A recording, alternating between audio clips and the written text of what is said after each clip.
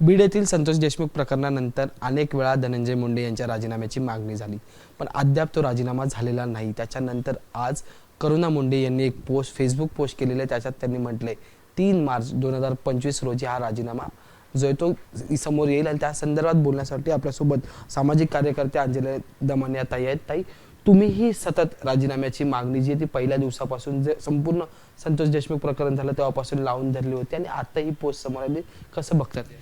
नाही, कसं आहे की शासनाला जर कुठल्याही प्रकारचं सिरियसनेस असतं तर हा राजीनामा केव्हाच घेतला गेला असता। पण आता कसं आहे की राजकारण जेव्हा अशा गुंडांच्या हातात जातं तेव्हा नैतिकतेची अपेक्षा आपण त्यांच्याकडनं कधी करूच शकत नाही। म्हणून मला असं वाटतंय की त्यांचा राजीनामा जर झाला नाही तर त्यांना बडतर्फ करण्यात यावं। कारण आता राजकारण इतक्या खालच्या दर्जाला गेलं आहे की तिथली परिस्थिती किती गंभीर होती, कशी दहशत माजवली जात होती, आणि अशा व्यक्तीला धनंजय मुंडे कसं प्रोटेक्ट करत होते पदोपदी, ह्या सगळ्या गोष्टी आपण जेव्हा बघितल्या आहेत तर अशा माणसाला खरं तर बडतर्फ करायला पाहिजे होतं। पण तसं न करता जर अजित पवार त्यांची पाठराखण करत असतील तर हे बिलकुल योग्य नाही आहे। आणि म्हणून आपण प्रत्येक गोष्ट लावून धरली, म्हणजे 9 तारखेला हत्या होऊन तिथे 27 डिसेंबरपर्यंत CID गेली नव्हती, SITची स्थापना जानेवारी महिन्यात झाली, त्यानंतर उज्ज्वल निकमांची नियुक्ती तर आत्ता फेब्रुवारी महिन्यात झाली। तर हे आपण बघतोय की जोपर्यंत आक्रोश होत नाही आहेत, लोक ओरडाआरडी करत नाही आहेत तोपर्यंत, आणि अन्यत्याग आंदोलन करावं लागलं मसाजोगच्या लोकांना, तेव्हा जाऊन ते जर तुम्ही नियुक्ती करत असाल त्याच्यावरनं दिसतंय की तुम्ही सिरियसच नाही आहात, तुम्हाला लोकांची पडली नाही आहे।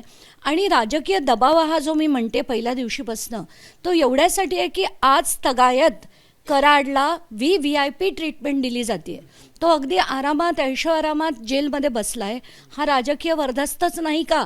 कारण सामान्य माणसाला जर जेलमध्ये टाकलं तर त्याची इतकी बडदास्त कोणी ठेवेल का?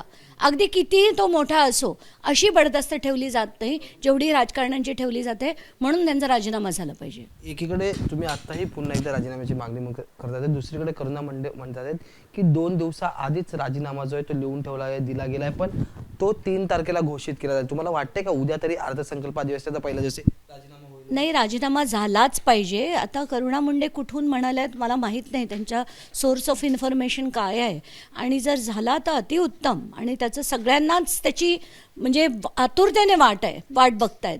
तर मला असं वाटतंय की हा झालाच पाहिजे, आणि नाही झाला तर उद्या माझं पाऊल काय असणार आहे ते उद्या मी प्रेस कॉन्फरन्स घेऊन जाहीर करेन।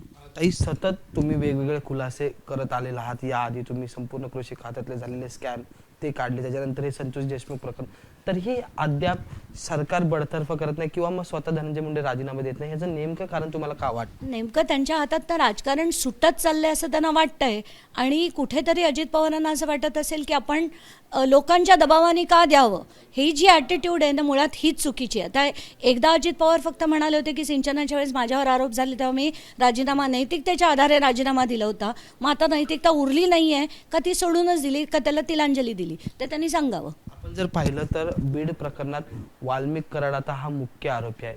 वाल्मिक कराड आणि धनंजय मुंडे यांच्या अनेक वेळा संबंध आणि त्यांचे कारस्थान तुम्ही सांगितलेले, आता कारवाई योग्य दिशेने चालली असं वाटतंय का? नाही, आत्ताच्या घटनेला पण आपण बघितलं की कालची जी चार्जशीट आली त्याच्यात अनेक गोष्टी ज्या आहेत त्या आलेल्या नाही आहेत। काल मी त्याचा पूर्ण बसून अभ्यास केला आणि असे सगळे मुद्दे मी लिहून काढलेत। सकाळीच मी धनंजय देशमुख यांच्याशी पण बोलले आणि त्यांना सांगितलं की मी ते सगळे मुद्दे लिहून तुम्हाला पाठवते, तुम्हाला योग्य वाटतील ते तुम्ही घ्या, आणि त्याचं पत्र तुम्ही त्यांना SP-ना नेऊन द्या की ॲडिशनल चार्जशीटमध्ये या सगळ्या गोष्टी आल्या पाहिजेत, कारण त्या पहिल्या चार्जशीटमध्ये आलेल्या नाही आहेत। या व्यतिरिक्त त्या ॲनेक्शर्समध्ये काय काय आहे, चार्जशीट आत्ता जी काल कॉपी आली आहे ती फक्त 53 पानांचीच आहे, आणि त्याच्याबरोबर ॲडिशनल जे स्टेटमेंट्स आहेत आणि फाइंडिंग्स आहेत ते आलेले नाही आहेत। तर ते जोपर्यंत बघत नाही तोपर्यंत पुढची दिशा ठरणार नाही आहे। नेमकं काय काय सुटले या चार्जशीटमध्ये, काय काय असायला हवं होतं? आत्ताच्या घटनेला मी ते बोलणार नाही आहे, कारण मला ते सगळंच टॅब्युलेट करून आता थोड्या वेळात मला ते बाकीचे पेपर मिळाले त्यांच्याकडनं की मग मी ते पूर्ण डिटेल्स सकट ते लिहून मग पाठवणार आहे। शेवटचा प्रश्न आहे, उद्यापासून अधिवेशन चालू होते, खरंच राजीनामा घेतला जाईल, दिला जाईल किंवा बडतर्फ केला जाईल असं वाटतंय का तुम्हाला? झालाच पाहिजे, आणि नाही झाला तर त्यांना द्यायला भाग पाडू, हे एवढं मात्र नक्की। तर ह्या होत्या अंजली दमाने.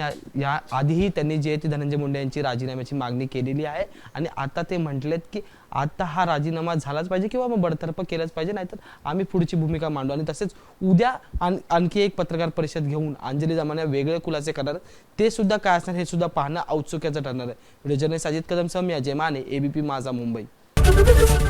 एबीपी माझा, उघडा डोळे बघा नीट.